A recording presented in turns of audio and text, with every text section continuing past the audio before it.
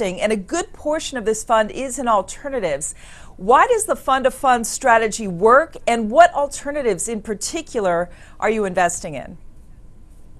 Well, this is a fund of funds that's a little bit different from how a lot of people think about fund of funds. The underlying funds are just strategies that GMO runs in various asset classes around the world.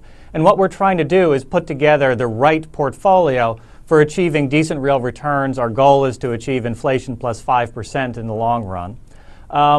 And among the funds we have to choose from are a couple of different absolute return strategies. We use them when we kind of run out of other stock and bond funds that we're interested in, because these are strategies that are attempting to get a point or two a year above cash. So they're not exciting strategies, but at a time where stocks are overvalued relative to history and bond yields are pretty low, it makes sense to have some of your money in these kinds of strategies. We think of them as dry powder that we could put to work in whatever asset became cheap if something goes bump in the night somewhere around the world. Let's talk about that overvaluation that you just mentioned. Are domestic equities overvalued at current levels? Where are equities attractive when you look globally? Yeah, so it is a problem today trying to find cheap stocks or cheap bonds. The Federal Reserve has had a policy which has been intended to push up the prices of risky assets. They have succeeded.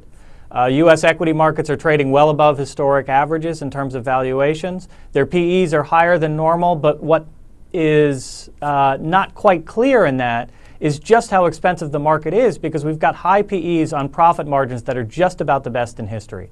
So we think the U.S. stock market is quite substantially overvalued.